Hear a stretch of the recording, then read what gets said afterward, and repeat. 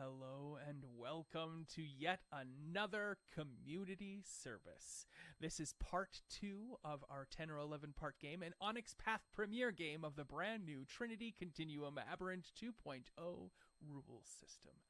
My name is Kyle, and I am the host, producer, and story guide for this game. And I'll just take a quick moment. If you're there in chat and you hear my voice, you can hear everything that's going on, let me know if the system sounds good, if there's any glitches or purples, because we can't tell what Twitch is getting as we are pushing through. But nonetheless, here it is, the 10 to 11 part weekly 2-hour event that starts 10 p.m. Mountain every Tuesday from now until the end of the year, except for 1 week hiatus when I go off to a catacon. Now, you can usually find me in podcast land, where I put out about 10 podcasts a month. Tavern Tales, Tavern Tales Jr., Morty's Devils, all of which can be found on taverntales.ca or wherever you normally get your podcasts.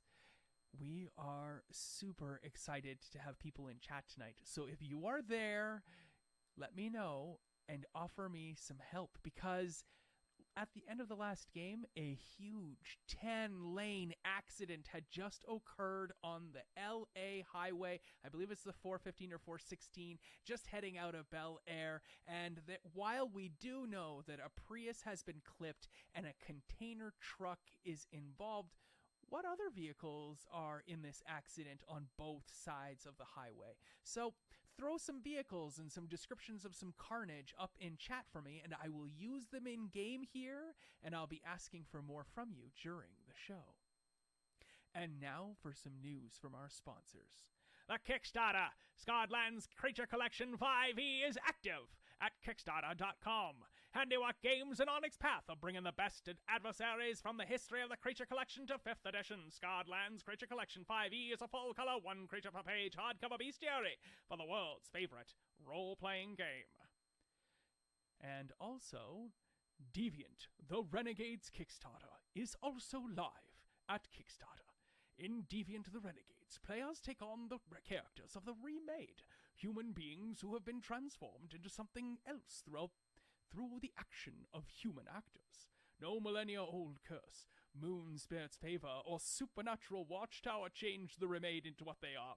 Their state is the result of chanted spells, long surgeries, experimental treatments, bizarre accidents, or alchemical poisons. Their creators, progenitors, if you will, have human faces. They are people who saw what lurks in the shadows of the world and wanted power for themselves. Many remade, devoted, still serve the shadowy conspiracies that changed them. The player characters are renegades themselves, remade, who have escaped the clutches of their creators. For now. Alright, let's move into episode 2. With the pulse from the EM blast washing over the characters, with the light of the eclipse washing everyone out in essentially grays and blacks, all electronics are completely knocked out. But that hasn't stopped concerned friends and relatives and coworkers from reaching out. So as part of our player introductions tonight, we are going to do some voicemails from key NPCs, because in community service, the NPCs most relevant to our PCs are all played by the other players. So let's turn things over to the players and kick it off with some voicemails, shall we? Let's have Sarah call Velvet. In other words, let's have Velma, which I'll put up here on chat. I think I've got Velma in here. Velma, call Velvet's Isabella Sterling. All right. Isabella, darling, I can't get a hold of you. I've called 911, but all circuits are busy. I don't understand what that explosion was. The water main has broken and your apartment is flooded. It's ruining your whole apartment. 911 is just, they can't come. Their circuits are all busy, darling. You need to call me back as soon as possible, please. Cool. This is Velma. Let's hear what Isabella Sterling's voicemail machine actually sounds like and have Velvet introduce her character. Do you want to do the introduction first or the voicemail? Yeah, introduce yourself and then do your voicemail. That would be best. And sorry for not setting that up for all you players to begin with. It's all good. I'm playing Isabella Sterling, like the Silver. You've got to say the whole thing. It's like a Tribe Called Quest. She's pretty much kind of like the love child of the Goblin King and Mother Monster. Just a whole mess of fabulous and irreverent. And this is her voicemail. Hi, you've reached Isabella Sterling, like the Silver. I can't come to the phone right now. I'm probably doing something fabulous. Also, if this is anyone in any form or position of authority, you've got the wrong number. Great. So, Velma, would you like to do your voicemail one more time for us? Oh, sure. It may not be the same, but we'll do that. It's okay. Isabella, darling, I've been trying to get hold of you. I've called 911, but all the circuits are busy. They're not coming. All the circuits are busy. I don't know what that explosion was, darling. I'm freaking out here. Your apartment has flooded. The water main's broken. Everything is wet. Everything is drenched. You have to call me back immediately. This is Velma. Velma, your landlady. I love it. Sarah, why don't you introduce yourself and give us your voicemail? Awesome. Hi, my name is Sarah. I am an artist from Huntsville, Alabama. I do some streaming online on Ars Mythica. You can see me in the chat room in here every once in a while. You can follow me on Twitter at that little handle up here. My character is Samantha Blackwell. She is an archaeology doctorate student, and her voicemail is, "Hi, you've reached Sam. Not able to get to the phone. I might be on a dig site or buried in a tomb somewhere. Please leave your name and number, and I'll get back to you when I can. Thanks." And I believe it's Aunt Julie who is leaving a voicemail for Samantha. So while I pull up Aunt Julie here, we'll see Paige throw on Aunt Julie's rap.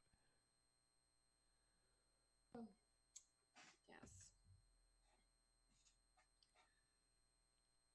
Samantha, that's really not a professional voicemail. You should really change it if you ever want some work.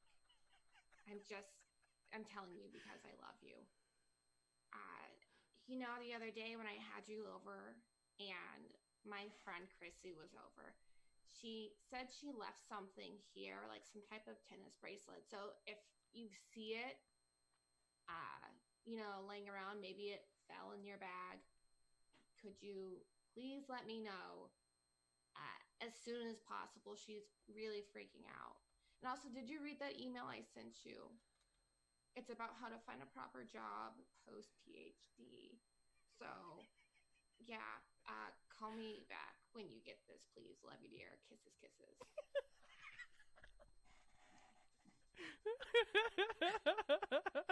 Oh, man, I hate Aunt Julie. Okay.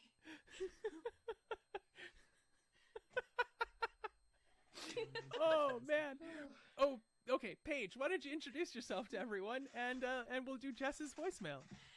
Hi, I'm Paige. I'm known as D&D and Paige on Twitter.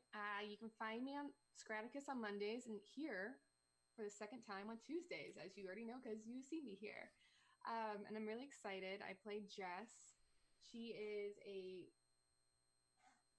person with a huge personality, as we all know already. Super friendly, not awkward at all. Athletic college student. And this would be her voicemail.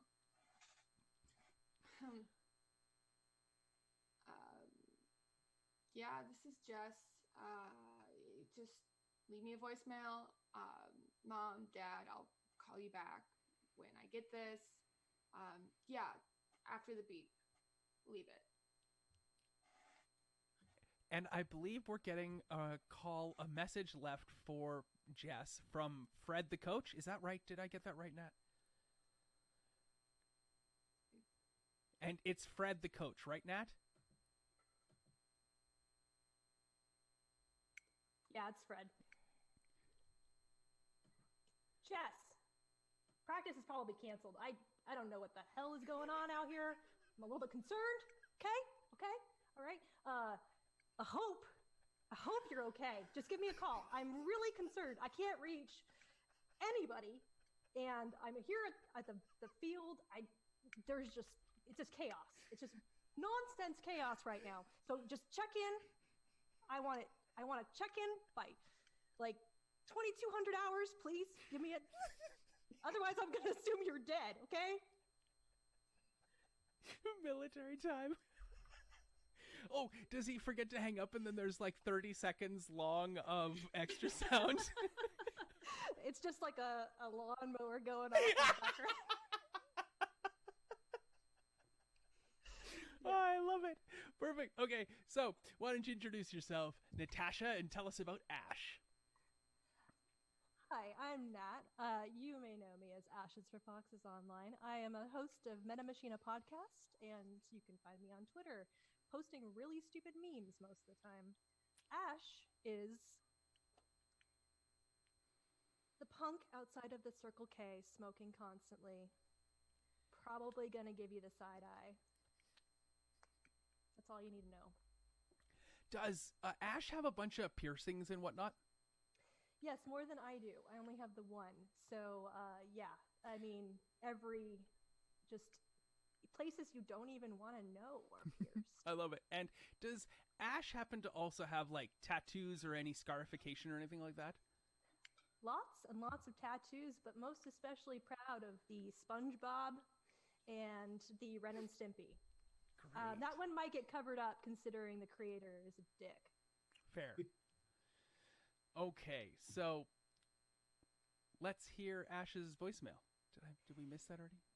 So Ash's voicemail is you're going to go to a robot voice saying this voicemail has not been set up because they have a $15 Walmart burner phone that they got that they happen to have a number for prepaid, so just keep it tight, no text messages, short and sweet is what they'd tell their friends, but they probably wouldn't listen. That's cool. Let's say that it allows for one voicemail for emergency's sake and also for the color and context of what we're doing today. As Carl is playing Ash's former boss, I believe is what he is, right? The Circle K manager, Owen. I guess that's one of the things I should have done. While we did figure out that it was the coach, it was Aunt Julie, and we had Velma, the landlady, and who else? That was everybody so far. So let's see what Owen is like. The big brother. Oh, Owen's the big brother of Ash.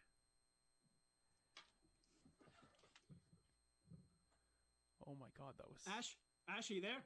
I don't know what's going on. Did you do this? Did you do something? Look, wherever you are, call me, okay? Okay? It's not for me. It's for the kids. My kids are freaking out. They miss their aunt. Just call me, would you, please? And I'll forgive whatever the hell you did. Probably. Just call me.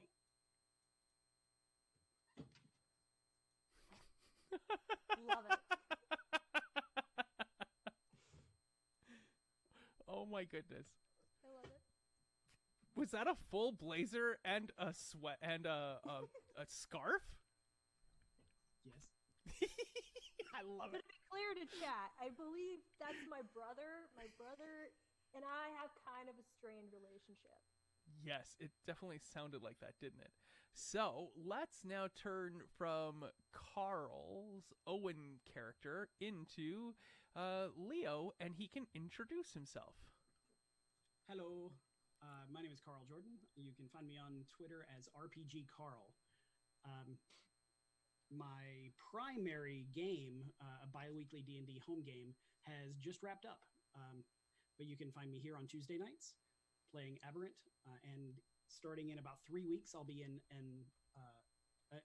a game called City of Mist that's on the We Are Nerdsmith channel. My character is Leonard Upton. You will recognize him as your typical elderly Anglican cab driver in any large city. He is good-natured. He tries to be a good spirit about everything. He doesn't always do things right, He's got a very eclectic background with a wide range of things he's done in his life that give him plenty of stories to draw upon. And this is Leonard's voicemail.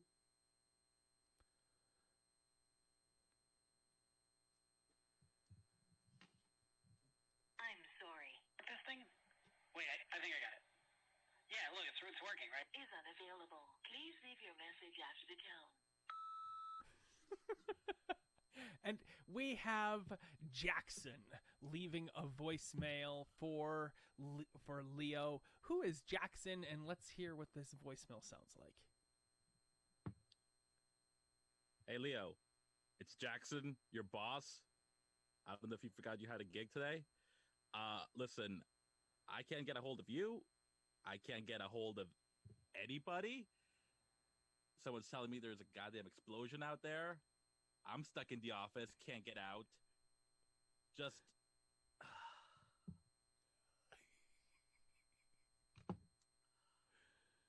Listen, if you're out there and you get this, you just give me a call. Let me know where you're at, and if you get a hold of anybody else. And, I don't want to keep bringing up what happened about the community service, but just... If you're anywhere near that explosion, your ass better not be in the company car. All right, you have a good one, pal. If you could just get back to me, that'd be great. Oh, what a great change of character there. Okay. There we have it. That is everybody. Has everyone's introduced themselves, right? We're all good. We all know who these people are. These poor figures doing 200 hours of community service, not consecutively, out there on a hot August afternoon on a Saturday on an LA highway. An accident has happened. I don't know if I've seen any accident bits yet. Has anybody thrown an accident bit into the chat for me? If you have a chance, throw me up a vehicle here and let us know what other vehicles are currently involved in this accident across 10 lanes of divided highway in Los Angeles itself. Where last we left our characters, the EM blast was traveling through them, knocking out all of their electronics. If they have a phone, it is definitely now a brick. And they're a coruscating sea green foam-like substance, a sea foam substance, is washing out towards them all as we ended the last game, an eclipse in the sky. This is the Nova event. This is what makes these 5 characters aberrant, and as a result, I am pleased to announce the very first change to their character sheets. So you may all add in order this. Ash, you have gained 1 stamina permanently. Samantha, you've gained 1 cunning permanently. Jess has gained 1 presence. Leo has gained 1 stamina. And Isabella has also gained 1 dexterity. Because for those listening at home or on their computers or on their phones, I just want to let you all know these players gave me the right to make their Nova eruption happen and spend the 150 experience points on superpowers that they don't know they're getting.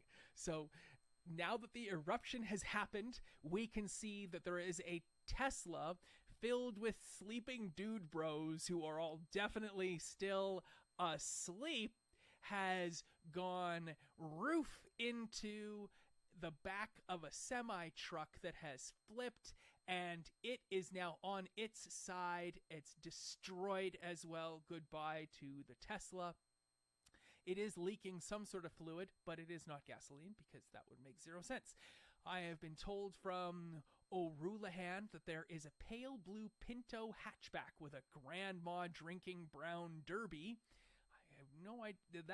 That definitely has screeched to a halt, and there is a little blue Ford Ranger that is about to impact the back of Grandma's Pinto hatchback, and we all know what happens when a Pinto gets hit from behind. So We are now in initiative. Our characters are standing on one side of the highway. I forgot to mention that there is also a prison bus on the opposite side of the highway with about 20 prisoners and 3 armed guards, in cowboy hats, the big thick sunglasses, the big curly mustaches, wearing their brown sheriff county marshals outfits, and the prisoners are all wearing almost identical orange jumpsuits, but instead of saying community service on the back, these orange jumpsuits all say county jail. While other people get some of these other vehicles that are involved in this gigantic Good Son style pileup. For those who've seen The Good Son, I highly recommend that car accident and then nothing else from that movie. I will see if I can input the order of operations for how this initiative is going to unroll and put it into the image here. So while I do that, why don't I get what Natasha's Ash is up to?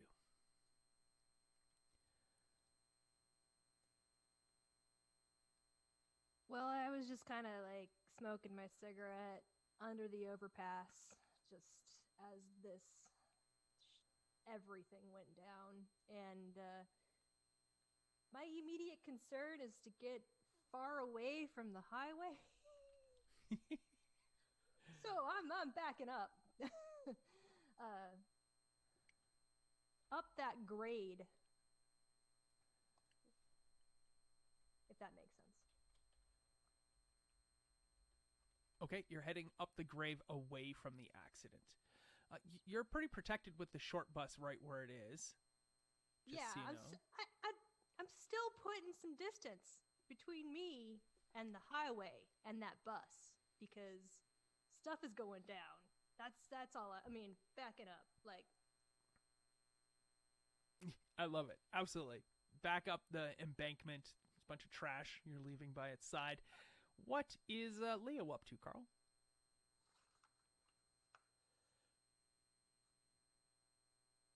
I think you're muted. You're muted, bud. After taking in everything that's going on, he's similarly trying to move far and quickly away from the crashing truck that seems to be posing the most danger. But it is obviously going to be posing danger to our group as well as all those other people. So he's probably running while shouting, hey, look out, get out of the way, get out of the way, and making a commotion as he runs back towards the bus. Sure, absolutely. And Isabella Sterling's up to what, Velvet?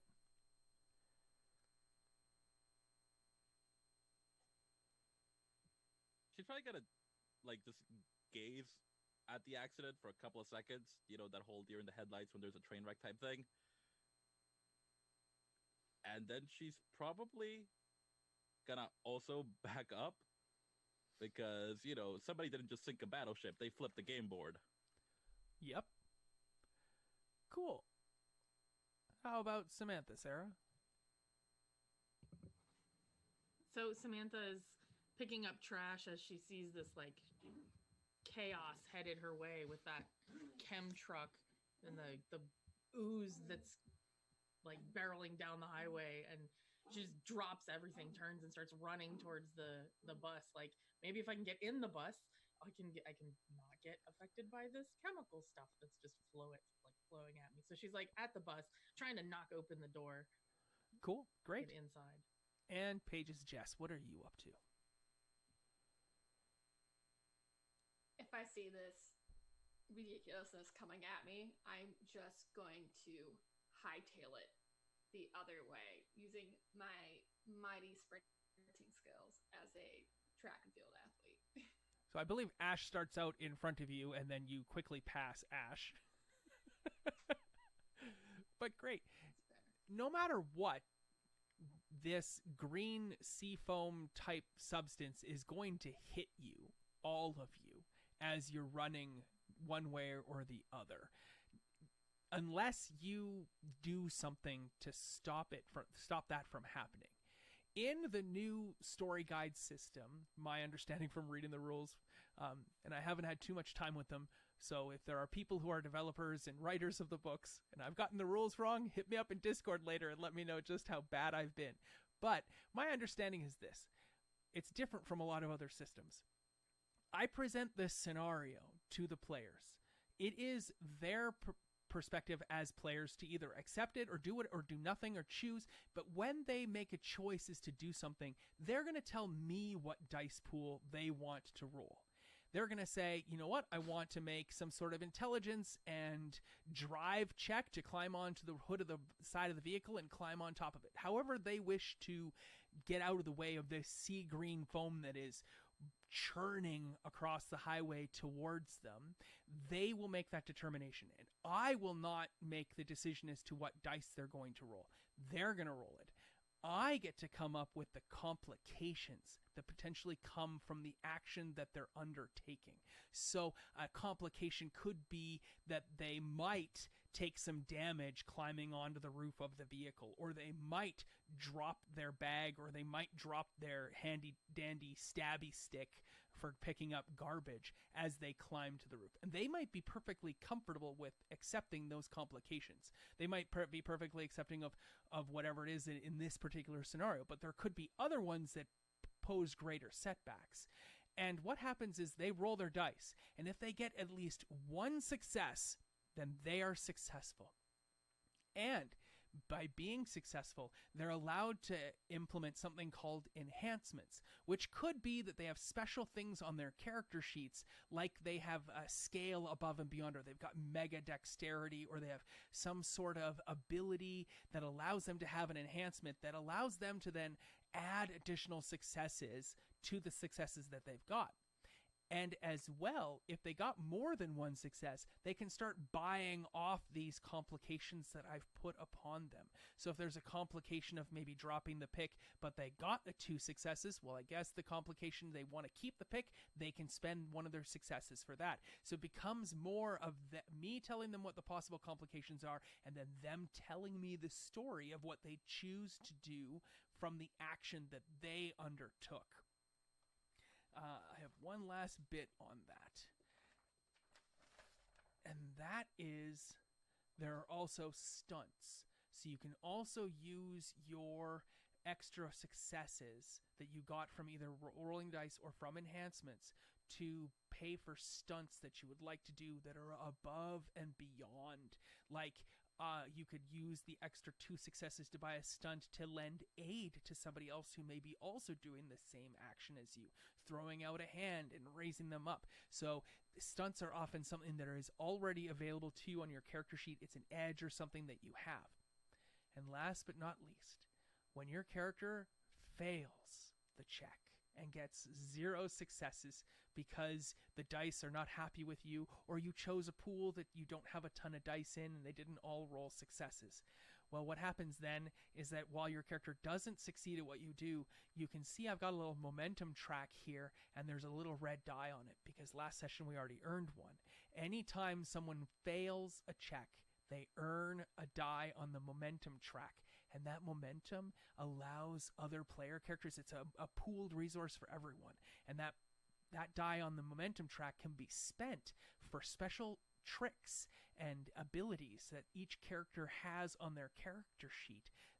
Should it come up or be something that they want to spend, and that momentum track will carry over the entirety of the game as we build it and spend it. So hopefully I've gotten this right. I just want you all to know that a 1999 Volvo wagon with faded green paint job has its lights left on, but the driver has been thrown through the windshield and is on the ground of the asphalt in amongst the pileup, and its horn is sounding on the highway. As well, we see a full pink Toyota Tacoma hit the bus of the prisoners on the other side of the street. So we are looking at more and more vehicles impacting in this massive crash on the highway. So tell me, starting with, so how we're going to do it, starting with Ash, before we get into initiative itself, we got to all avoid the green sea foam if we want to. So I hope while I was talking, everybody picked their dice pools, and you can tell me what you're trying to do.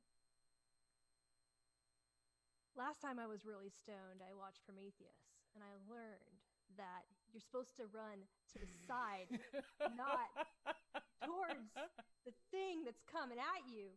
So I'm going to run up that embankment, and I'm going to use my athletics. You'd be surprised that I have athletics considering what I look like. And I think I want to do maybe a little bit of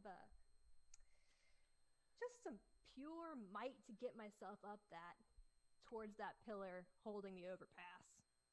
Sure. I see a complication of you potentially tripping as you run up the hill, or you getting winded as you go up the hill. So you could end up tripped and winded as you run up the hill.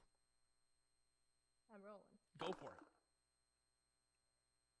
Ooh, that is And of course, the third complication would be getting hit by the green sea foam. 4 So, successes. 4 successes. Excellent. So one of those complications, the green sea foam, is 2 to buy off.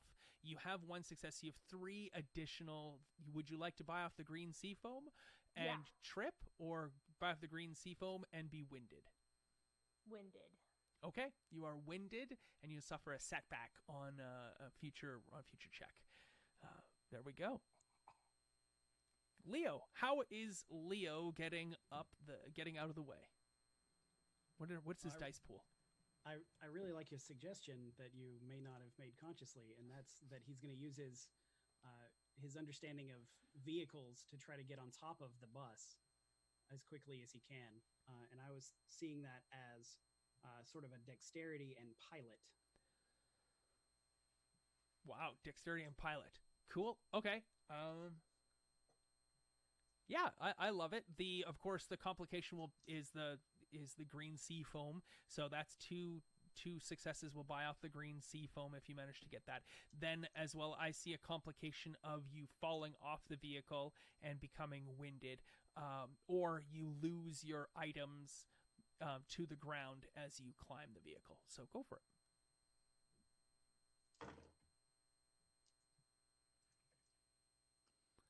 Is our difficulty still 8? Yes, your difficulty is still 8. Success. Oh my! So you are successful. You get to the top. Do you have any enhancements that allow you to get to the roof of the vehicle faster? No, nothing. Okay, great. Then you get hit. The green sea foam must cover your legs as you try to pull yourself up, but you do manage to pull yourself up. You are winded and you've lost your items getting to the roof of the vehicle. That sounds right. All right. Isabel Sterling, what's up with you? I don't know what's in those spooky chemicals, so I think, adrenaline survival instinct is going to kick in a little bit.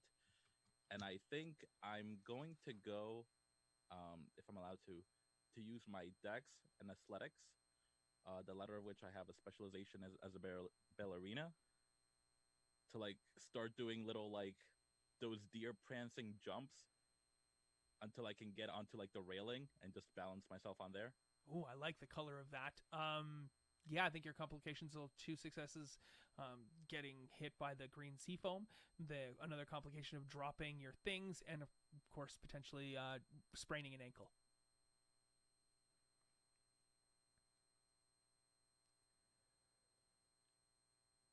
Two successes. What would you like to buy off with your 1 success? You could buy off not spraining an ankle. You could buy off not dropping all your things. I will buy off not spraining my ankle. Sounds good. You drop all your garbage bag and your pick go flying. You describe that for me as you land gracefully on top of the railing. I think definitely it starts out with me using the garbage bag and the stick as little props for this little survival dance, and then as I leap onto the railing, I will just toss them dramatically to the side. I love it. Do you say anything or flourish when you get to the railing? Definitely flourish when I get to the railing, just a classic, and then look around to see if anybody noticed, and become very disappointed when nobody noticed because they were busy surviving and stuff. Cool. A bunch of normies. I love it. Sarah, what's Samantha up to? So she was trying to get into the bus, and I'm assuming that the bus is probably locked at this point. So she's not able to get into the bus, so she's going to try to climb on top of the bus using dexterity and athletics. I don't think Sarah knows me very well. You made an assumption already that the door was locked. I love it. Yeah. I got one success.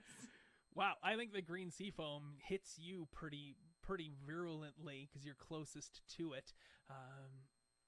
Describe for me your success of what you're trying to do. The failure, of course, is dropping your things and getting covered by the seafoam. Okay, so she's gonna try to climb up the door and use the mirror as like the side mirror on the bus as like a foothold. Just to change your language there. You are successful. So to describe the things your character actually does. Okay, she climbs up the door, puts her foot on the mirror as a foothold, and like launches herself up onto the hood of the bus, and then tries to scramble up over the mirror using the windshield wipers as foothold, like knocking one of them off of the bus as she just scrambles up to the top of the bus. Basically kick the crap out of the bus. Yes. I think the mirror gets knocked off too. Love it. Okay, perfect. And lastly, Jess, outrunning Ash. I'm gonna hope so. Using my athletics, especially of sprinting, I'm gonna use my athletics and dex and try to outrun it. And I'm a free runner. I have the edge of free running, so I got that flow. So apparently, I can reduce the number of successes I need by 2. I wonder how that works. I think in this instance here, you would just gain 2 successes of enhancements from my understanding. So when you roll, if you get a success, you'll get that. So yeah, the complications there are the same as they were for Ash's Ash.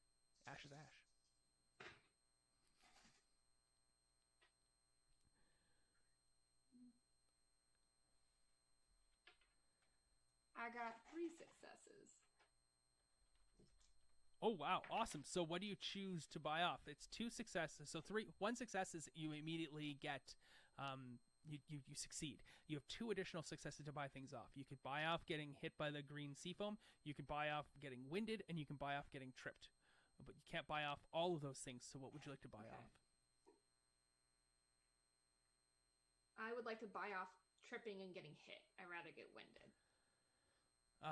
Sorry, you can either buy off the seafoam or you can buy off the other 2 things because the seafoam is 2. Okay, I'm gonna buy off the seafoam because I don't know what that's gonna do. Oh my! All right, describe for me what happens when you make your choices. And I think going forward in the future, I'm just gonna say you don't have to tell me what you're gonna buy off. You can just tell me that during the description. That might be more cinematic. Okay. So I'm going to Jess is hauling butt away from the seafoam, and in that happenstance doesn't see the giant like tumbleweed just around her right foot. Yeah. In this grass, it catches her foot, she trips, and she rolls and attempts to get back up to keep getting away from this foam. Cool, I love it. And she does, right? Yes. Awesome. Okay, so now we've avoided or not avoided the seafoam when we're all in set places, and I can picture where everyone is. We have Jess and Ash on kind of the hill up the embankment. We have Leo and Samantha on the bus itself, and we have Isabella Sterling standing on the railing. And now at this point we're going to enter initiative. And if you're watching in chat there, I've already put up the initiative track. So what normally works in this new Trinity 2.0 system is that everyone is going to roll their initiative. It's between the lower of 2 different stat groups, and you determine the number of successes that you have versus all the NPCs and all the other figures in the scene. And then everyone pools and we add up and we figure out where everyone is supposed to go. But if Natasha's character rolled 3 successes and Paige's character rolled 2 successes, it doesn't necessarily mean that Natasha's character has to go before Jess's character. It just means that the group gets to have those slots, and then we get to choose who has focus in that moment. So how it works over here, I've put up the initiative tracker. It's largely the group and then followed by others. I just this time tried to spread it out a little bit to be a bit more cinematic.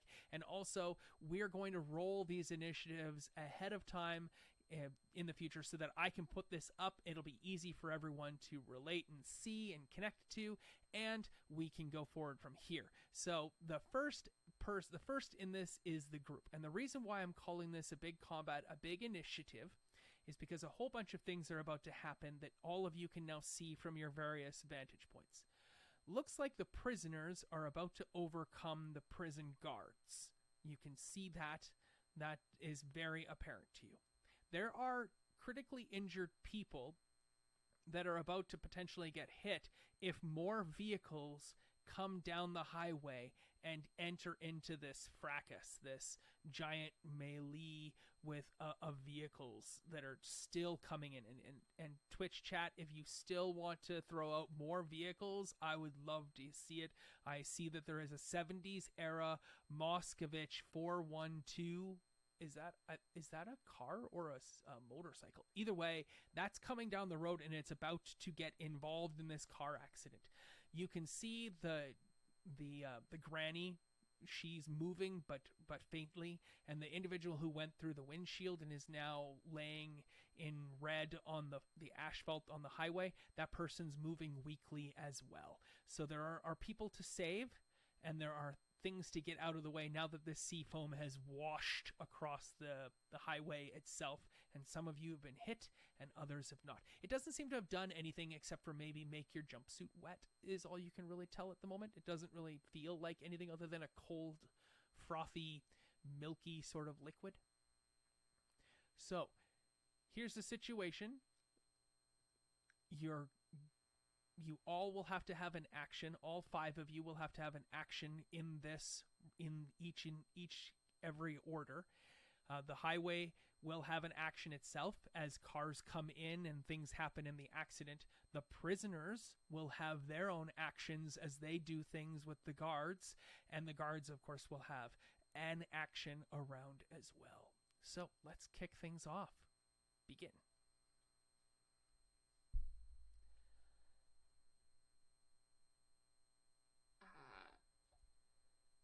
I think I'm the first run, and Jess gets up, untangles her foot, and however long that takes is just trying to get away, but is trying to look around as she does it to see who's around her in this chaos.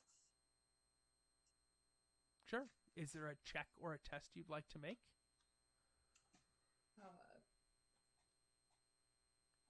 Trying to see if there is anything like perception.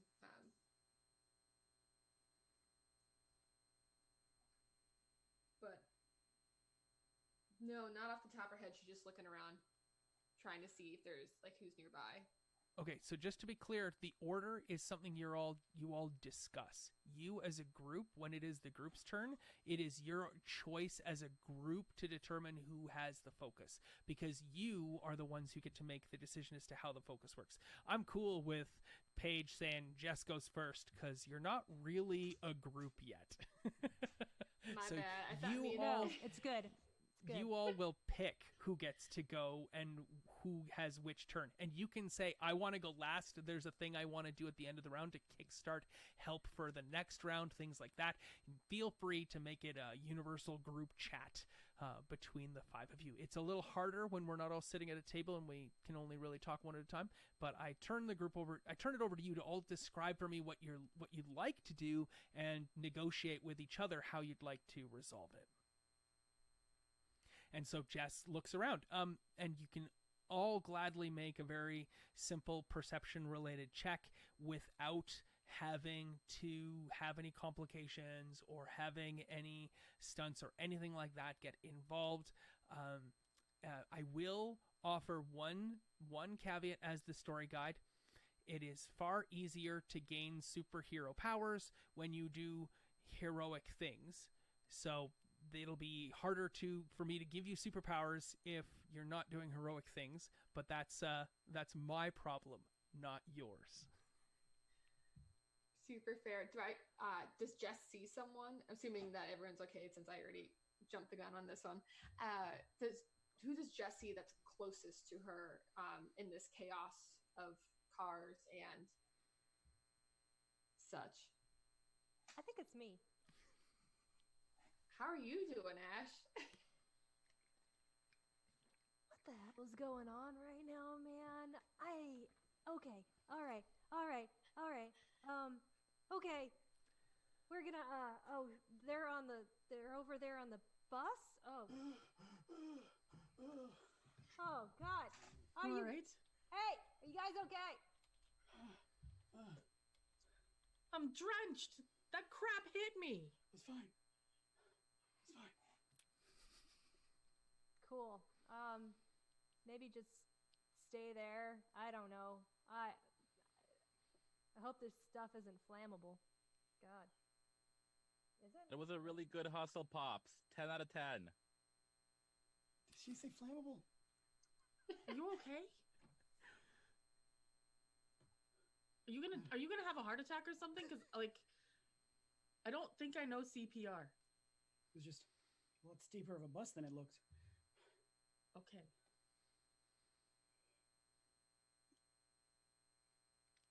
Okay, group, you see the counselor Chloe Berry is on the shoulder, has been hit by a whole bunch of sea foam. She's coughing and spluttering. It looks like she's been knocked down by it.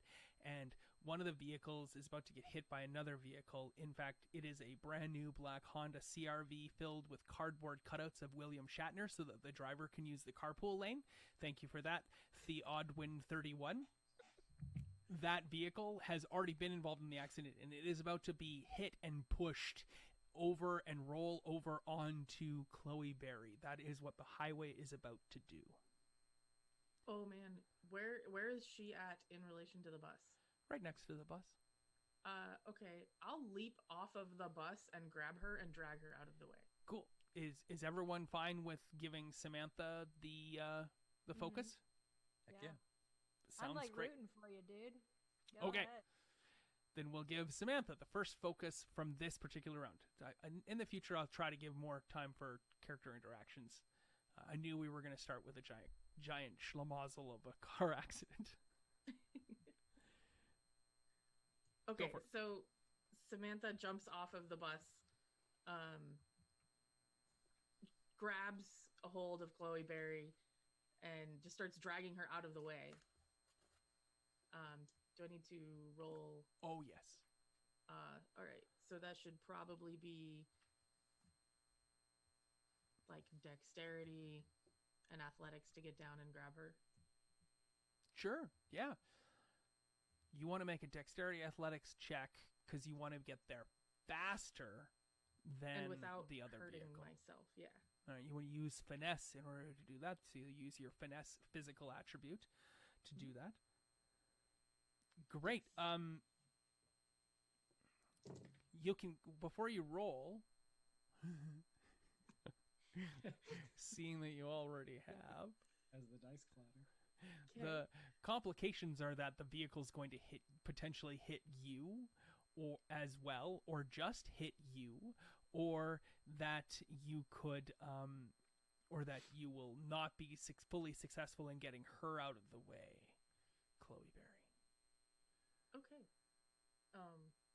Would you like me to re-roll, or should I just? Yeah, I think take that what it'd be a good idea to re-roll because also, without you knowing it, you have become a Nova, and that means your scale has gone up by 1, and it also means that your difficulty on the die has gone down by 1. So you are going to achieve greater success more often. All right. That is a 10. So that is 1 success. 1 success. Great. You are successful. What do you I guess so. You're still going to get hit. She's going to get hit as well. You don't have an opportunity to get her fully out of the way. Yeah, I think that's the best way to look at that. So, your dexterity athletics, you rolled 4 dice total, correct? Yes. Great. Something strange happens as you're about to roll these dice, and I need you to make a check for me. there is something strange is about to occur to your character. And yours is the one I didn't print.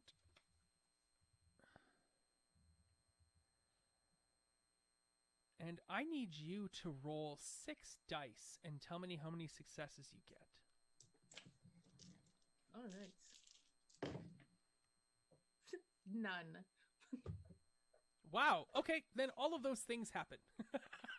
Exactly as we described it before. Well done, Kyle. We've definitely made... Thank you for rolling those. You really got 5s and lowers on all of those dice? Yes. Okay. Yes. I rolled 3 1s, in fact. I think that's a botch. So... Oh. Thanks, Ash. Natasha. Yeah, it is. So what we're going to do here is we're just going to copy that and paste that in, and we're going to add to the momentum track. And as well, you're going to get something called Flux, because you tried to use a quantum power that you're not aware of as of yet. And you still don't know what it is because it didn't do anything for you. You felt a surge of some sort of energy. In fact, what sort of energy it is it feels like a brilliantly beautiful perfume smell that just awakens you. Like smelling salts just awakens your mind, and you can feel the racing electricity in your brain try to take in everything around you and make a clear and quick assessment of what needs to be done. And your brain tried to harness your body's natural ability to give you greater skill in the moment, and it failed to do so because it's the first time it's ever tried to do so. But you feel strange and euphoric nonetheless as the vehicle hits you. So make a on your next turn, we're going to have to... Actually, that'll be the highway's turn. The highway's turn here now as we move forward is the highway is going to smash into Samantha and into Chloe Berry. So if you could... That was a lot of ones. If you could make a stamina check, we'll see whether or not you are successful or not at taking any damage. 2 1s. You're kidding me. Okay, so we gain yet more momentum. So we'll just add more momentum. Yay! All of those dice right to a dungeon. Yes, they're going to dice jail, in fact. And Go away. You take... Why isn't it...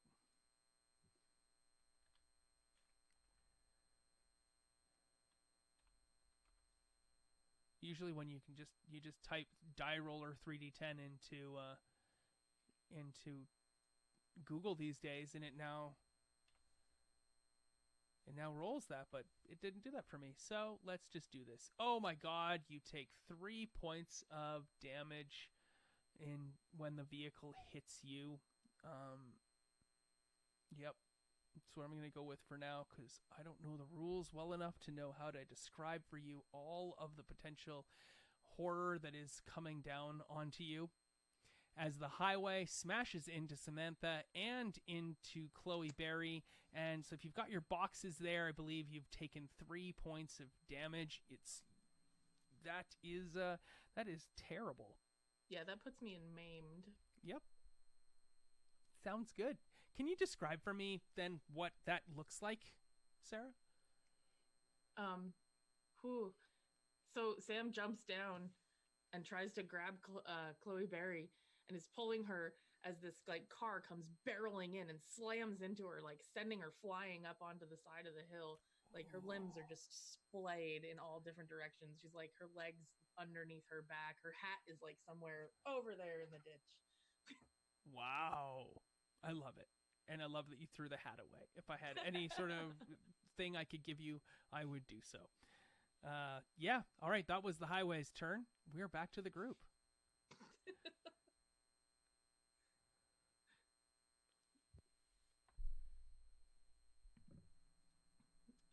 Leo.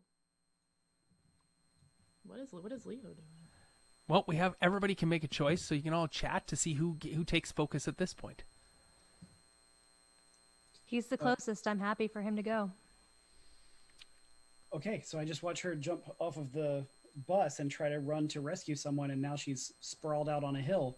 I'm going to try to catch my wind and go see if I can offer her any aid, see if she's still alive.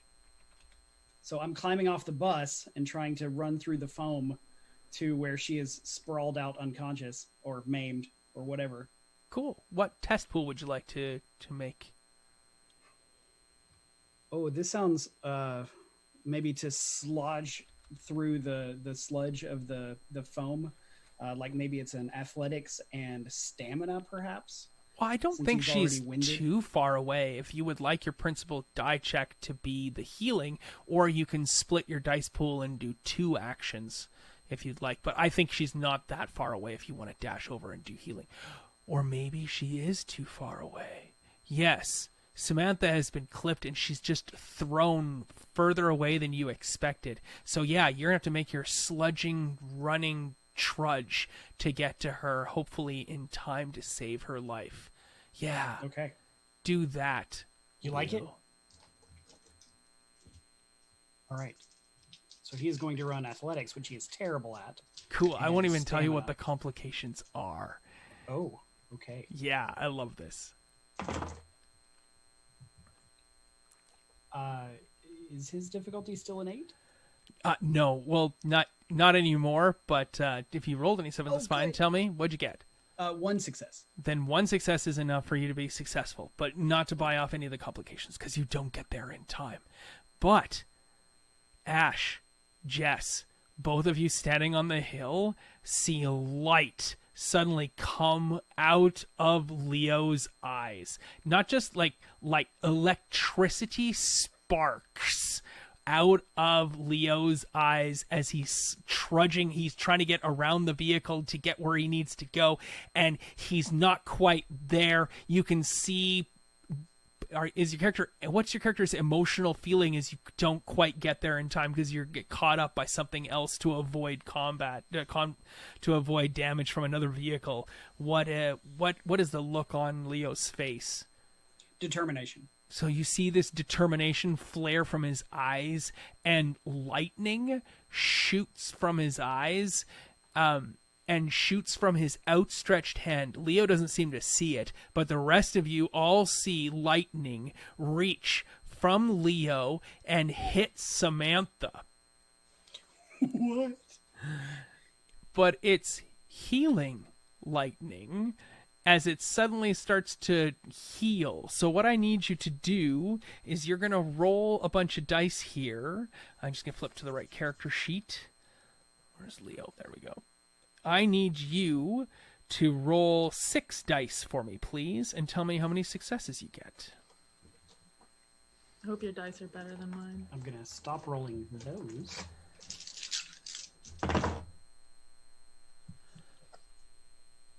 Two successes. Yes, so you heal 2 wounds of Samantha's immediately. Because With lightning. yes, this healing lightning that suddenly like shocks and jump starts. Samantha, is your character carrying a phone? Yes. That doesn't work anymore. But it didn't work anymore anyway. That's true, but it has suddenly been overcharged and now wiped out. It's a brick. Literally can never be turned on again. But your character is suddenly feeling a great deal more reinvigorated and healed. And everyone where Leo's eyes were is now just living electricity. It does not seem as though his eyes are there anymore. It's just electric. When he blinks, he definitely the lightning goes away, and then he opens his eyes back up, and you see the sharp brilliance of lightning on him as this healing that he's done at range has now taken effect on Samantha. You don't feel probably too happy at the moment, Leo, but I'll leave you to decide how you feel since you just reached out your arm and you didn't feel anything happen. Didn't really feel it or notice it yourself yet, what you've done. It's the prisoner's turn, and a bunch of the prisoners grab one of the guards and wrestle his shotgun from him. Cool. It's the guard's turn. The guard attempts to get the shotgun back and fails to do so. It is now the highway. So we talked earlier about our two good friends, Grimy and... what was their name, guys? I put the piece of paper away. Grimy and Rough, Ricky and Joe. And they're over by the back of the bus, and they scream, "Look out!" as they dive out of the way because an SUV... I didn't see anybody else throw me a new vehicle, so I'm going to go with a Hummer because that feels like a Los Angeles-style vehicle. A bright yellow Hummer with the license plate that says Bumblebee on it goes and just smashes into the short bus and starts careening towards Isabella Sterling on the railing, and it is going to roll to hit Isabella Sterling. Will I be successful? Oh my, I have 3 successes again. All right. Do not. Do you have any? Let's see if you have. I need you to make a stamina check. How do I Isabella make those? Sterling. Well, you're going to roll your stamina of 1 die. No, never mind. You're just going to take damage, aren't you? You also take 3 boxes of damage. Let's just do that. All right. Note to self, I can now not read superpowers anymore, and I can go back to read the basic rules of the game. Next time, for sure. Oh, and there is... I will use this as a great opportunity right now to let you all know that Onyx Path has an app that you can download on your phone. I don't know if it's just for iOS or if it's for other systems as well. Hopefully Onyx Path in the chat will tell us, but I know that it is great. And if you back their Kickstarters like you've recently backed the Aberrant Kickstarter, the Aberrant dice is now available. All you have to do is just connect your profile, log in, and boom, you're done. Juster Carl tells me that he has it on Android, although Carl could have probably just told me that over voice, and it is a great thing to be able to roll dice with a quick tap on your phone right there in front of you, and it'll help you because it's got the numbers colored for the proper aberrant, and you can just drop the dice in. So use that if you don't have physical dice at hand going forward, my players and people in chat. Now,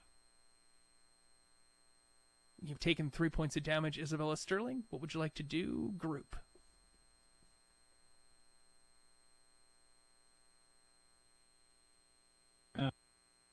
Who hasn't gone? It's Isabella's turn, isn't it?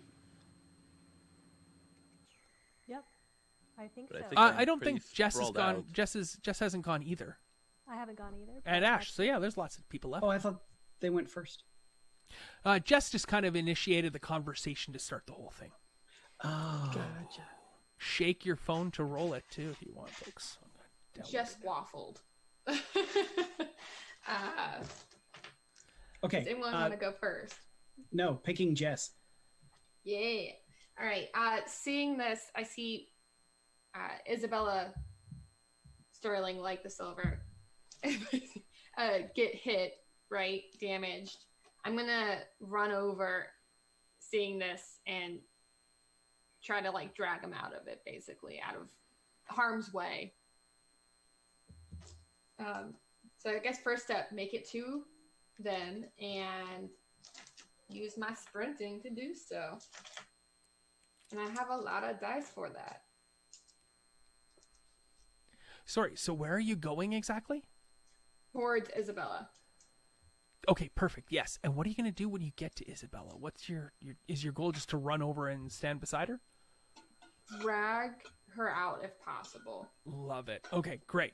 And so are you splitting your dice pool to do a run over as well as a drag away? Yes, if I can. Yeah. Okay, cool. How do I do that? Sorry. I love it. So what you normally do is you're going to roll the lower of the 2 dice pools, but Jess, I'm going to pull your character sheet over here that I have painstakingly pulled together.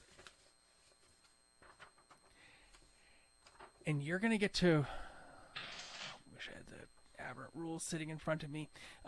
You're going to actually just get to roll twice. You're going to get to roll the first dice pool, and then you get to roll the second die pool. So I hopefully know where I put that other sheet, and I could read it out. But oh, I've got it here. Sweet. Okay, I'm gonna roll my athletics first.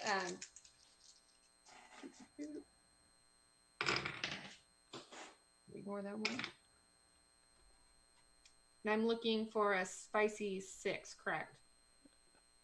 Is it a 6 or is it a 7? Carl, I turn that to you. Is it a 6 or a 7, Carl? Should be 7. Okay. All right. I got 3 in the first dice pool. Cool. So you're only rolling the one die pool, and you'll only ever get to do that. But you somehow or other you feel and quickened, like because you got hit by the sea foam. No, you didn't. You avoided it. You just feel quickened, and you're not too sure what it is that's causing that from you. But you can see that the eclipse is still in play. I think the world slows down for Jess.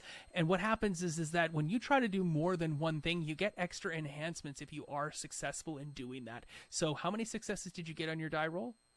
On my athletics die roll, I got 3. So you actually got 4 successes. On your check. So boom, you're done, and you get to do both things. You run over, you grab Isabella Sterling, and you start pulling Isabella Sterling away. But a taco truck, I believe it's a taco truck, or is it a taco truck and ice cream truck? It is a taco/ice cream truck with a giant burrito sign on the top of it. Cannot hit the brakes fast enough. It is sliding, and it starts to turn, and the driver's side door is he's looking at you, you're looking at him, he's shouting frantically, get out of the way as the vehicle turns and slides burritos along the door there. That is engraved indelibly in your memory from here on out. And Jess, what do you do? You cannot stop the vehicle, but what do you do in the moment, just as the vehicle's about to impact you? If possible, Jess grabs Isabella and tries to kind of lunge or roll out of the way. Let's say Isabella's on the other side of you, and it's going to hit you into Isabella. So Isabella's probably less likely to be hit on this. It's definitely going to hit you. What does Jess do? Jump out of the way if possible. Okay. Yeah, sure. I mean, you don't have time for an action. Okay, then just cringe. She just cringes. Okay. Just if she could see her life flash in front of her eyes, it is happening right now. Yeah. Okay. You cringe down. Do you throw a hand out? Yeah. Oh, totally. Doing the motion. Ash, something glints on Jess as this ice cream burritos truck. I'm just picturing ice cream burritos now, and it's a sloppy mess. It's LA. It's a gourmet. It's like ice cream tacos, but they just kind of like got the signals mixed. Yeah. Choco taco. I love it. Yes. Something glints, something metallic on Jess. You think that she's pulled something out of her jumpsuit or whatever, and she reaches out and pushes against the vehicle as she cringes and puts her head down, assumes crash position sort of thing, just throws out a hand, and the vehicle runs into this metal thing and then rebounds off of it. Doesn't like fly back, but rebounds a couple feet away, like it ran into something ridiculously solid and then slid back as a result of doing that. I guess I'm just straight tripping now. Like, I didn't even get to smoke this morning. Oh my goodness. Yep. Perfect. And in the resulting moments, Ash, you see that Jess's is it the right hand or the left hand, Paige? Right. Definitely right. Jess's right hand is made of shining metal. You see that. Jess, all you see at the moment is the imprint of a hand on the door of a vehicle after briefly looking up. But we're done with the group again as we go back to the highway and somebody else is in danger. Oh, goodness gracious. It's, it's that person who's a smear on the highway. They're going to get hit. You don't know if they're going to make it as we turn now to the last member of the group. I got to put too many highway in here. 1, 2, 3. That's too much highway. Cut a highway out next time. Let's do this. Who is the last? We have still 2 people to go? Or, yeah, we still have 2, don't we? All right, Let's do this.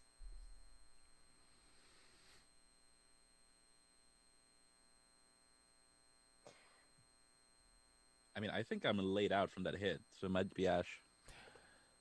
Yeah, you have to have a turn no matter what at this point, Isabella Sterling. So. All right, I will take a turn to do. What can a maimed person do here? You can take a turn to rest and recuperate. Oh my goodness. Something strange is happening to your body, Isabella Sterling. Can you describe for me how you were broken and battered and what was wounded on you? I think, given that I was hit from the railing, it's very GTA style. I think I don't know if that makes sense for the visual of Jess dragging me, but I'd like to roll over the top of the car that hit me. Cool. Yeah, okay. You roll over the car that hit you. Yeah, I like it. And what's physically wrong with you? I think based on how I was standing, it probably just completely shattered, like her left arm and a couple of ribs. Yeah, okay. And your shoulder probably too? Left a nice smear on the windshield. Well, the pain seems to wash over you in the same way that seafoam liquid washed over you or the pulse washed over you. And you feel suddenly... let me just get to your character sheet, Isabella. Yeah, you feel something fiery in your veins suddenly ignite. And it feels like an acid or some sort of horrendous base has taken over. It's pulsing, creeping, and it starts from where the pulse first hit you and the sea foam kind of spread across your legs. It starts from there and it radiates out quickly. Once it gets to your heart while you're laying there, it suddenly pushes virulently right towards the moments of your damage.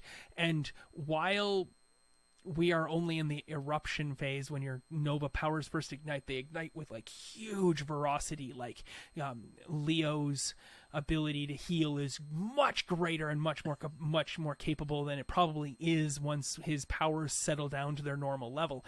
Isabella Sterling's ability to regenerate her injuries that she has suffered, these brutal injuries, all of them are immediately repaired as your arm literally flings itself around as the bones are knit by this virulent, pulsing agony, this acid in your veins. For those who are looking, you can see that all of the visible veins of Isabella Sterling are no longer blue or purplish. They are all an angry red sort of color and coloration looking to them. But the skin of Isabella Sterling is this gorgeous complexion, this beautiful, unmarred perfection, except that every time she breathes out, it's like an off-color yellowish or greenish vape smoke every time she breathes out. And your body is healed before your eyes. Witchcraft. Indeed. let's see now. We are back to the highway. I think I skipped the prisoners. You've all been otherwise engaged with other things. The highway shatters Isabella Sterling's glasses. Damn. Unfortunate highway.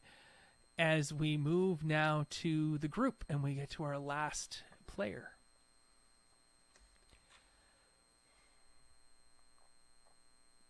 I ain't touching that foam stuff, so I'm like literally over here taking my garbage bag and putting it up and around pants, you know, like made of holes, stepping it. No, I'm also going to use, I have danger sense, so I would like to use that if possible. It's going to be a survival and cunning, which is not that great, but 3 dice. I want to make sure that if I'm going to go over there, that I'm not going to get hit by a taco truck, okay? Got priorities. I'm going to be a hero today. I'm going to come out of this alive and not shooting lightning out of my eyes. Okay? Or other places. Right, so I just want to know what's going on. Make sure that there's nothing going to happen before I move. 1 success. Okay. Yeah, you definitely go over there. You feel things tugging at your skin, Ash, as you walk over there. As all of the places that you have a piercing suddenly start to push the piercing out of your flesh, and you can hear it land on the asphalt. It doesn't cause any pain whatsoever. It's a completely painless experience. You hardly feel it at all. Your skin feels almost deadened to the touch at those places as these piercings fall sliding from all the various places on your body and land. And as you hear the ping and look down, you wonder immediately, are you bleeding from both your arms? Like, am I bleeding? Because as you look down, you see this coruscating wash of color just pouring off your body, off your arms. And you know that awesome SpongeBob tattoo? There's just a smear of yellow, ochreish color and gel just sliding down your hand. The Ren and Stimpy tattoo on the other arm sliding off, and everywhere that the piercings and the tattoos wash away, your skin is this, in the light of this eclipse, it shines with a scintillating myriad of colors as though there is diamond lurking just beneath the skin of your character. You don't even notice the Ducati. Actually, yeah, you don't notice the Ducati. Everyone else who's visible, there's a Ducati that swerves left, swerves right, tries to swerve left again, tried to go one too many ways, misses, drives straight into Ash, collapses into Ash, flips up and over Ash, and then wipes out on the highway shoulder next to, and on the other side of Ash. It looks like it ran into a cement pillar, and Ash is standing there completely unfazed and unharmed. It hit her from behind, or hit him from behind, and flipped over him. What? Continue with your success, Ash. I'm gonna just stop. And I'll be like,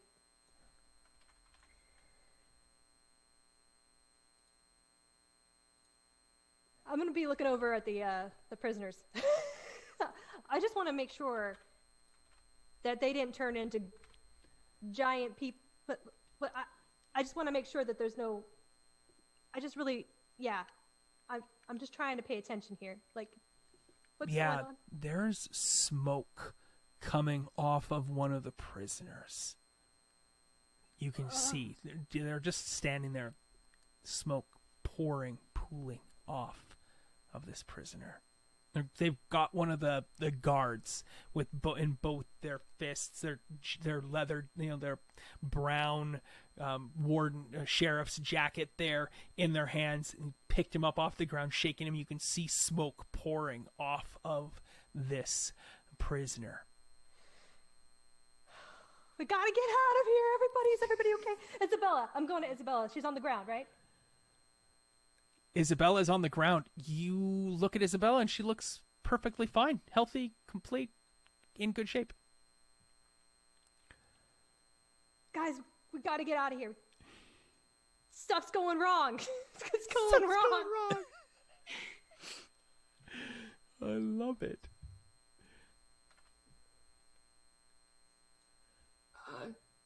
Get in the short bus?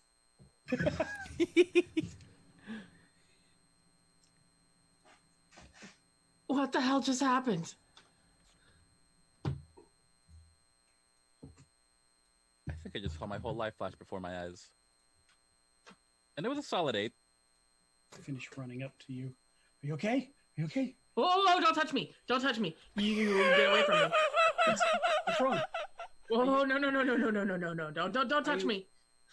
You took a direct hit. You flipped. And like you a shot rat lightning out of your eyeballs. What are you talking about? Don't touch me. I think you're delirious. Look, you may have a concussion.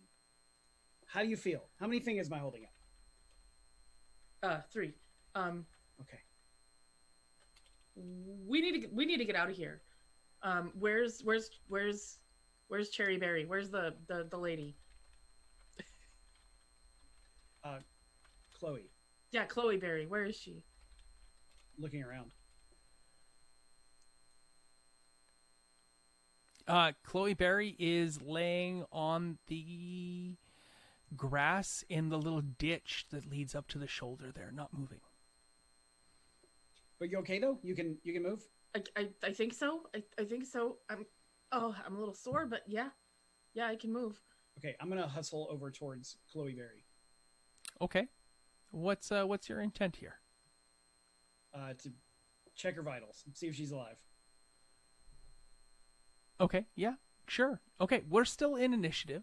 So there's been a moment here of regrouping and recouping. I'm trying to open up Discord and share with you the powers that you've earned and learned already, so that you kind of can flip there if you feel you're capable of doing so, and learn about what your character's abilities are. And we will pass on the transcendence distinctions as well. I've taken some liberties with that. Your characters do not have the higher level of transcendence that's required to earn a lot of these sort of changes. But because this is an 11 game arc, I really wanted to add some of that flavor right away when you acquire these powers. And when I bought your powers, I bought them with transcendence. And so you're seeing the otherworldliness already come to being, as we see Ash's skin is glittering diamond in the light. It shines myriad beautiful colors anytime direct sunlight me into hits. one of the Twilight vampires. God damn it! Sorry. I did say I was sorry. And we can see that Leo's eyes have been replaced by smoldering lightning sockets. We can see that Isabella Sterling has veins running off. There seems to be nothing wrong with Samantha as of yet that we can tell, or with Jess. So I don't think that those two have... Oh, sorry, Jess, we got a giant metal hand. Yeah, so that's already come out. It. That has not gone away. That hand is still there and will not go away. Your character, in this moment of respite, you all start to notice these strange things about yourselves, but you hear a gunshot as the shotgun goes off across the way. We have Chloe Berry injured. We've got the 2 other community service members who got out of the way of that other vehicle, the Hummer that ran into the back of the short bus. The short bus isn't going anywhere. The back axle has been ruined, and the accident seems to be ongoing as more traffic is coming around a bend in the corner and not stopping in time. So there are a few things that you can all do if you'd like to, or you can make choices as you will. Let's have a discussion about what some of the things you'd like to do this next round. Hey Jess, that metal hand looks like it's gonna come in handy. You want to punch through the bus door? I don't know. Are you like Colossus now? What the hell? Do you have like super strength? What's going on? I don't know. You're all sparkly and shit, so I think this is probably better. I'm not judging over here, okay? I'm just asking you. I don't know, man. Look at this. You just try punching it, man. The door? Metal. Yeah. Oh. I mean, I'll help. That. Okay. Jess will punch the door on her action to get into the bus, right? Sure. So a whole bunch of stuff is going to happen to your character all at once here as your quantum flares into existence and gives you extremely heightened abilities. I know you wanted to, you punched the door right through the other side of the bus. I'm not even going to make you roll because you've suddenly, not that you've acquired mega might, it's that you actually have this thing called boost, where your character suddenly uses quantum energies to boost a bunch of your physical attributes, and you boost this huge amount. It increases your scale beyond what you've ever expected before. And scale, the book describes in a really cool way. So a human being that's really, really fast could race against a cheetah. If a cheetah is scale 2 and a human is scale 1, the difference isn't super noticeable. But a human racing against a race car is almost, why even roll? Because the number of successes that come from each change in scale increases dramatically. So if you're one scale over somebody, each one of your successes counts as 2 successes. And if you have 2 scale over somebody, each one of your successes counts as 3 successes. So it grows in this manifold way that shows that your characters are just becoming beyond human. And when you have Mega Might 3 to punch a door, like normally you would punch a door and you would maybe get a dent. Like you punch that door right through the other side of the bus. Cool. 2 doors. Crap. Okay.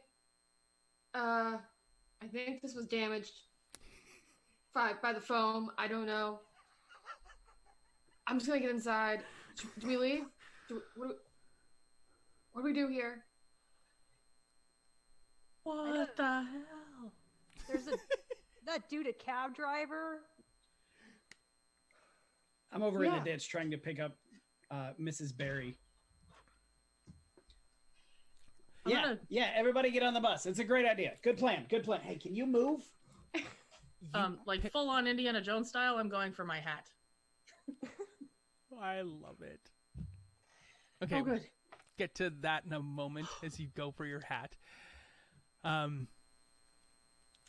actually, that was really, really mean of me, Velvet, to destroy your character's glasses. Can I make an offer to give you your glasses back? Because I know that was a central tenet to your character's appearance and part of your characterization that you get to wear on stream to show us who Isabella Sterling is. Can I give those back to you if you'd like? Because I feel that was unfair of me before to take them away.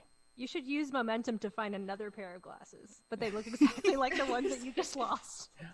No, you don't even have to use momentum. It was unfair of me to take away something that you were physically using to represent your character on stream. So I apologize. You can have those back, good. Velvet. Okay. Put your glasses back on if you want to. Now, we will return to initiative in a moment. Leo tells me that everybody can just have a free action before we go back to seeing what's going on with the highway and the prisoners and the guards. Leo has bent over Chloe Berry and goes to pick her up, and she strains away through his arms like water and seems to unconsciously slither away from him in the grass. What the hell is happening? That's exactly what Leo can hear Chloe Berry kind of say except she, that's exactly what she says. Trying again. Taking off my hat, trying to scoop her up. She definitely slithers away from you in this liquid, almost maybe gelatinous form. No! Don't do that! Don't do that! Stop doing that! I don't know what you're doing. Stop doing that! There is a storm ditch, a storm grate for the runoff off this shoulder just ahead. She seems to be sliding towards it, gaining momentum. Please stop! You don't know what's down there. Come on! You maybe can make out a voice saying, "I'm not controlling this." Trying to get ahead of her and throwing my body in the way of the drainage ditch. Oh my, okay. Yeah, all right, cool. Yeah, we can continue with the scene. Like, you're trying to save Chloe Berry. But we're going to enter back into initiative here. So giving everybody else an opportunity to do a quick respite action. We've got the door blown off, some hasty, shaky wonderings. What is Isabella Sterling doing after she picks up her glasses and puts them back on? She's going to go and kind of assess the situation with the prisoners. That's what she was going to do before that a car so rudely interrupted her. Okay, so that's getting you right back into the combat, the action itself. I'll grant that you cross through the melee and you're in the median at this point before we enter the next round of combat. And what is Samantha doing? She picks up her hat and puts it back on, looking around. What the hell is going on? Like, was that acid in that truck? Because I feel like I'm hallucinating. I just want to get out of here. Like, we just need to go. We need to leave. We need to leave. So I'm gonna get on the bus. Just don't touch me. Don't look at me. I'm just gonna get on the bus. Is that okay with everybody? I think I'm high. I need medical attention. Sure. Which way of the bus are you trying to get through? Are you going through the one side that used to not have a door and now seems to have an opening, or the side that used to have a door and has an opening, or are you just going in the back where the Hummer has kind of ripped open and broken the axle off of the bus? Okay, so as I get closer and realize that she's kind of you're already in the bus. Through the bus. Okay. Yeah. I'll go in I'll climb over the Hummer and into the bus and into the back seat. And I'm just going to sit in the back seat like, what the hell is going on? I don't know if I'm allowed to grant momentum. I feel like I should just be able to grant momentum whenever I feel like it. So I'm going to do that. I'm just going to grant some momentum here. We'll just go forward. Why not?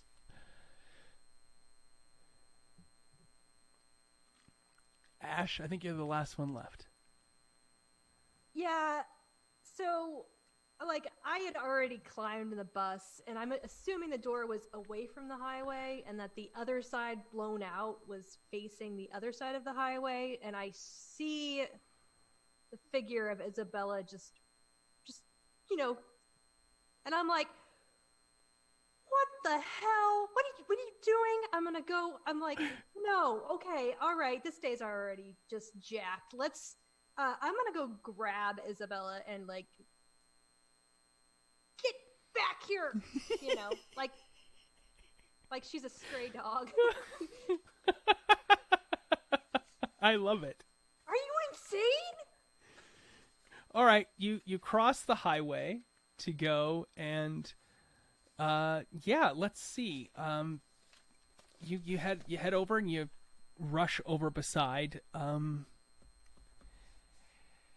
you rush over beside Isabella, and another one of your abilities comes forth. You have Ash seems to have this supernatural calming effect on others. Maybe it's the scintillating skin, giving people a dazed expression on their face, or just kind of luring them into a calmed state. But you now reduce the emotional atmosphere in the entire area by a whole bunch. As everyone who's there just kind of calms in the face of your character's presence. So, Isabella, if you want to roleplay that effect, I will put that into the Discord for Ash. Isabella kind of mellows out. I mean, she was pretty stoked about, pulling a Lazarus back there. And as Ash kind of rushes over, she's just going to do that, like, really obnoxious thing where she just, like, puts her finger to her lips and it's like, shh, like, listen. It's okay. I got this. Also, I'm really digging the diamond vibe.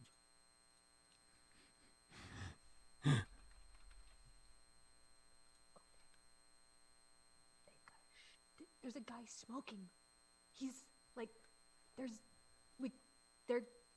it's bad news, Bears, okay? Like, we all got twisted, and I don't think that they've got like a shotgun, they've killed guards. Let's just get this back, reconnoiter the bus. Okay? Yeah, maybe all of you guys got twisted, but I just got high and I'm hallucinating, and I think that's what's going on. I think we're all just hallucinating. I'm used to being high. I obviously I can't hear you, but I'm thinking that. So, this is one bad trip, but we can make it through. I just don't think that we can do it with those dudes from the county jail. I've been to a county jail. Have you been to a county jail? Not officially. Okay. What I'm just gonna see if I can get them to help out, because Coach Barry, melted. Honestly, I thought it would be a flying house that would land on her, not the rain, but that pulls out on that one. Yeah. I mean, we're over the rainbow now, man. Like, but I don't think those guys are gonna help us unless maybe the jumpsuits. Do you think the jumpsuits? They like the jumpsuits? Yeah, one of us. I'll just appeal to that, because I mean, I'm all for ditching, but like, we're in the system, and if we walk away from this mess and leave them to make a bigger mess, that's not like a great look. Especially with Barry melted away. Yeah, I'm all for prison abolition, okay? But like, we need to think of our safety here, and I don't know what those guys are in for. I don't want to know. If you've got a plan, just that's cool. But just maybe we get the help for the people back there. Like I said, reconnoiter at the bus. I mean, you and Prep might be better for that. You've got the whole metal diamond thing going on. I can patch myself up, but I think I'm still kind of squishy. So okay, all right. You might want to work on that. I'll handle this end. And if there's more bags, then that didn't work out. Then you should probably skedaddle. Well, I'll stick with you for now. It's cool. We got it. Let's roll with it.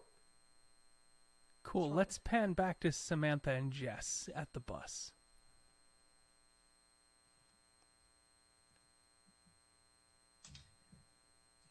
Is this what it's like to be high? I've never been high before. I'm not sure. Maybe I must be hallucinating, because right now it looks like you have a metal arm. Touch my hand. I don't know that I want to touch you. Just touch my hand so you can tell me if it's real or not. Oh, Come okay. on. All right. I reach out and touch her hand. Ha! It's metal. It's real. I'm not tripping. I hit it against the wall. Perfect. As Samantha talks to you, Jess, you do not hear her voice with your ears. You hear her voice in your head.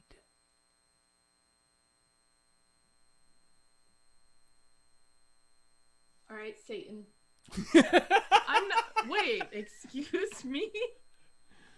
You're in my head Satan? right now. Yeah, you're in my head right now. This is really No, not cool. no.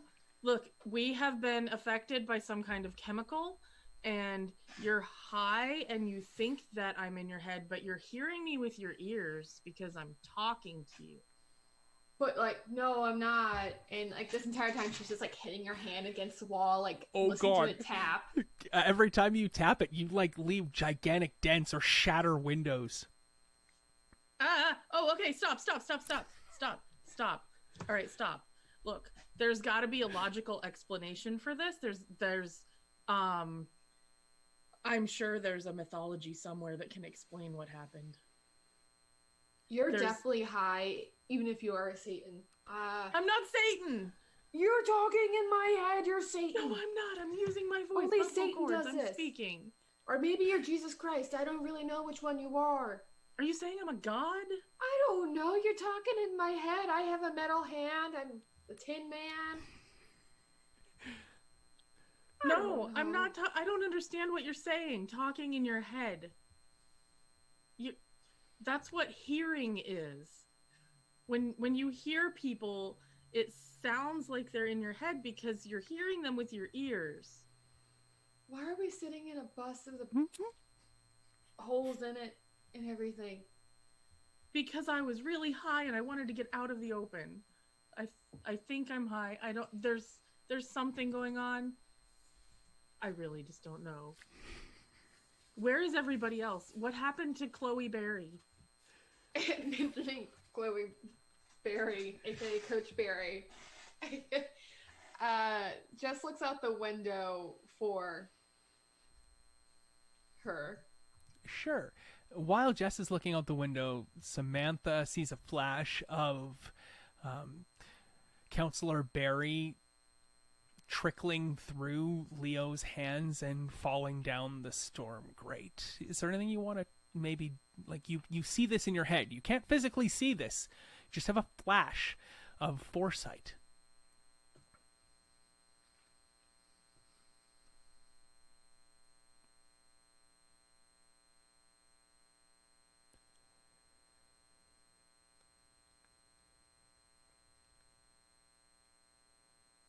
What would you like to do?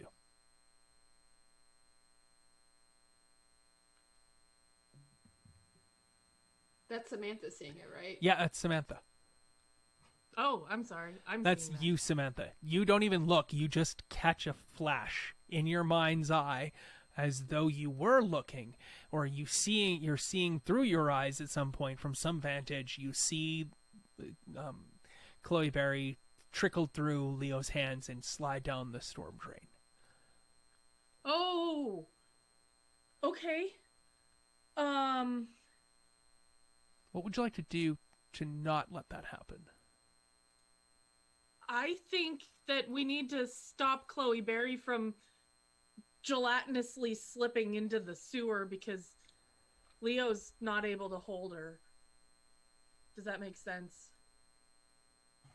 I don't know if that makes sense. But okay, sure, and like goes out the hole that was supposed to be a hole. Not the hole she made beyond it. Yeah, I'm gonna scramble out of the bus behind Jess to go try to try to help Leo hold something. Sure. You know what? Absolutely. Yeah, you don't see her sliding through Leo's arms yet. Leo is making an effort, an attempt to not let that happen. So what are you trying to do, Leo? You've thrown yourself in the way of the storm grate. What are you doing to try to stop this from happening? I'm treating it like trying to stop a liquid from going downhill. I'm trying to form a dam with no cracks as best I can to barricade this ditch, this drainage. Cool. You as and Chloe she piles up against me, I assume. You and Chloe Berry become intimately familiar with each other. Yuck.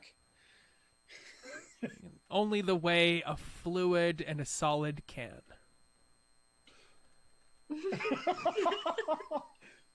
Oh, okay. Holding my breath. Oh, yeah, that's even better. Yeah. definitely in your eyes, your nose. Yep, definitely. As she pools up and starts to overflow you and move around you, and like it does. I mean, you're a person in overalls. You're only so capable, and the fluid starts to slide through and finds cracks and openings and starts to trickle away from you. It looks like you're not going to be successful. That she's gonna flow over you or past you or through you and down and away when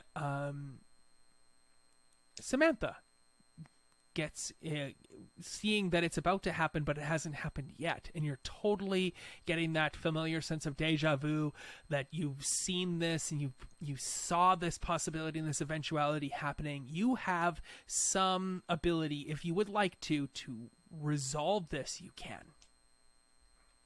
Yes. What would you like to do? How would you like to do it? I'm gonna run to where this happened, and I'm going to rip my hat off and try to catch the liquid in my hat. Cool. Yeah, okay. All right, you save Chloe Berry. Yay! In your hat. Hi.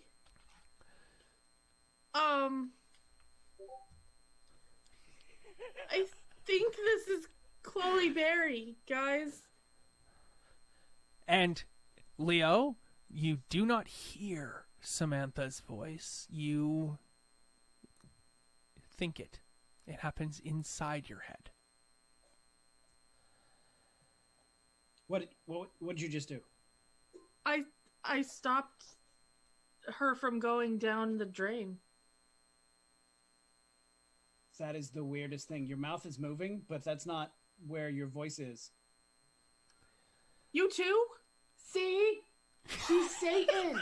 I'm not Satan. She's talking in your head. How are you doing that? I don't know, lightning eyes. What are you talking about? Look, I've got All weird of you can lady hear a all over siren in my the face. distance. Can we please go? There's a siren. Somebody's coming. We need to leave. It's way off in the distance. You can hear it though. And you look up, the three of you that are standing there with Chloe Berry in the hat of Samantha. You can see Ash and Isabella Sterling, like the silver, are about to cross the other side of the median into the fracas with the prisoners. They're heading into the prisoners. Look, that scene, I mean, when we left that scene, that looked like that was about to happen. Is that the case, Velvet and Natasha? Isabella is. I mean, I'm standing there with Isabella. I am not gonna leave her alone here, but I'd like to get back to the bus. I love it so much. Oh no, guys, what are you doing? That's the wrong bus. We're over here. Come on. Are you talking to me? I know where I'm at. It's probably not a good idea to go down into that foray of criminals. No. There's a lady in a hat here. I don't know what side is better. I have Chloe Berry. She's in my hat. Well, most of her, And yeah. partially on my face. Isabella, I'm like, go. Let's go. They need us. There's a lady in a hat. I don't know how to make her whole again. Look, 2 buses came. Which bus do you want to leave in? Not the one with the broken axle. Isabella, What? are we going? I'll head back with Ash to our group and just shout "play nice" at the rest of them. Okay. Okay. All right. Yeah. All right. And I get within range of you guys, and everybody feels a calming, smooth, like, right? Like, Sure, yeah, that can still be effective. okay. All right. Yeah. Now we're all gonna chill. Okay. I've been through bad trips. I've guided many meditation sessions. We're gonna do this together. You, cab driver, right? Yeah. See if this bus can run. Okay. No. Looks like the axle's broken. God. I know, y'all, but Mom and Dad are gonna be so disappointed I'm high right now. Oh, But it seems to be broken by a Hummer, and those don't break very easy. everybody in the This- Hummer. I'm gonna go check that out. This was my grandfather's hat. I really hope Lady comes out of it. Like, I don't know how to clean. I don't even know why. She's the one she's like the law, man. Why'd you bring her along? Well, Jesus. look here. Oh, God, get it away from me. Look, we're not leaving anybody to drain into the sewer, okay? Maybe Let's she get to the wanted to Hummer. go there, you know? All right. I'll go see if I can get the Hummer working. I'll help pull whatever dead bodies behind the wheel. Sure. Yeah. I need to find something to pour Chloe Berry into that's more Garbage bag? permanent. Hey, you Yeah. know what? That's fitting. Are there any garbage bags? Tons of left around garbage here? bags. Yeah, I'm gonna there's pick up a box in there. garbage bag. Sure. There Okay, is one well- that's laying right nearby that Chloe. was left by you or Leo as you tried to climb onto the bus. Awesome. I'm gonna dump all the trash out of it and then dump Chloe Berry into it. Sure. Yeah, as you put her down, of course, your hat doesn't hold, so she starts to fall out of it. But for all intents and purposes, you pour Chloe Berry into a garbage bag that still probably has a couple pieces of trash in it.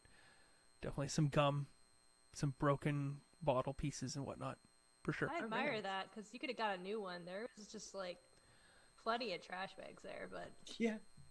Yeah, well, she's the one who made us do this, so I like your style. Why didn't we just read books to old people? apparently that wasn't an option. Listen, Jess, I'm gonna walk you through this, okay? Calm, breathe in and out, and when you focus on like a color or light that makes you feel like everything's gonna be okay. All right, everything's gonna be okay. You look so pretty right now. Oh, well, You're like a diamond. What is going on? you know, like I haven't been called pretty in a long time, so. All right, no, but seriously, Ash's appearance is very androgynous in appearance, very angular features, very rail thin supermodel style-esque, and based on Ash's clothes, you can definitely feel like Ash is a unique individual at this point. Physically. And, you know, mentally and socially as well, Ash is the most unique of people. And since I have all of your attentions, we will begin the process of conclusion on today's episode as we focus in on our group of 5 community service laborers. The highway accident is still occurring. The prisoners are still over there about to overpower some guards. And what happens next remains to be seen next week, with one small snippet that each of you can provide as a small means of epilogue to close out today's session. Starting with Carl, because he had his finger up. So Leo is beginning to try to repair the Hummer and get it in usable condition. But I would also like to point out that we had 2 other community service guys that were with us. Yep. That were also hit by that wave. And I think we lost track of them after that. They got out of the way of the Hummer before the bus got there. They're just over by the Hummer, crouched down off to the way. We'll get to them next session, possibly. Then Leo is recruiting their help in getting the Hummer pulled out of the bus. Sure. Moving on. What is Isabella Sterling up to?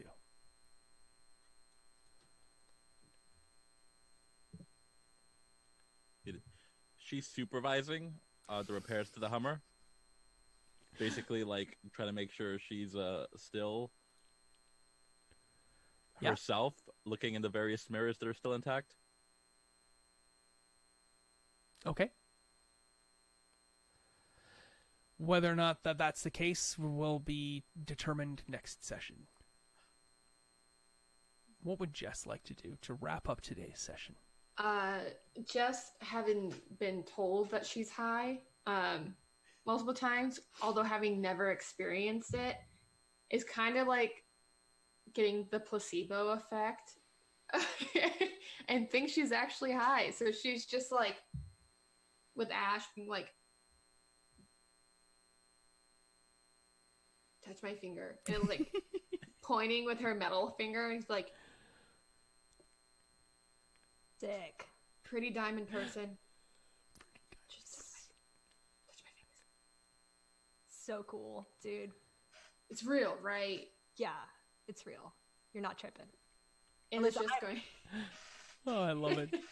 Can you tell me a bit about the hand? Does it I mean, it reflects light because it's metal and whatnot, but is it like mirror polished, or is it dull and you can't, or like, can you see yourself in it or not? What kind of steel is it? You can't see a mirror reflection of yourself in it, but you could see like your shape. Oh, okay. Like it's not quite that shiny, but you could see, like, if you're wearing a red shirt, you'd see a red blob. Oh, okay, cool. And it's definitely like silver toned. Cool. I love it. That's awesome. Sam, what is Samantha up to, Sarah? Sam's still trying to figure out what in the heck is going on. She's just kind of resigned herself to, I'm hallucinating. That's the explanation for this. I'm hallucinating. She just slams her hat back on her head like she's gotten most of Chloe Berry out of it.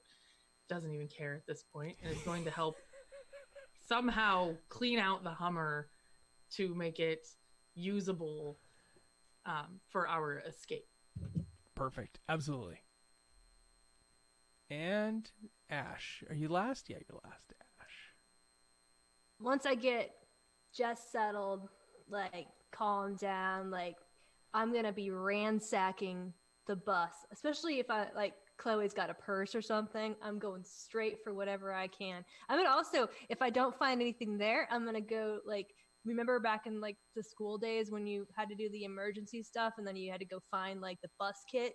That's what I'm going to be looking for, too. So I'm going to be looking for everything in this bus that is not nailed down, taking it with me, because it's the end of the world. We got to get our stuff together. Sounds great. As these characters madly comb through the bus, put Chloe Berry somewhere safe, extricate the Hummer, we pan back, and if you're interested in what's going to happen next, come back next week on Tuesday at 10 p.m. Mountain Time for the next 2 hours as we determine whether these heroes are going to save the day or run away. There's definitely some things on the line here, as superpowers are definitely happening in this vicinity, especially to these 5 people who've all been sentenced to 200 hours of community service. You can see their Twitter handles above you. They are all super active on Twitter, and they all deserve a follow from you. They all of them tweet every single day with wonderful, brilliant, pithy things. And while Nat says, no, that's not true, she's probably the pithiest of the group, in my opinion. There's lots of things happening for these people, and Twitter is the best place to find out what they're up to. Check out where they are. Hopefully us 6 have brought you together, and we've created a little community of friendship and camaraderie and role-playing fun today. It is 2 minutes to midnight, and so without further ado, knowing we've reached the end of this particular session, a little bit behind where I thought we'd be, but then again, we're finding out about superpowers. When we come back next week, I think we're going to find out a whole lot more as we move into the rest of community service.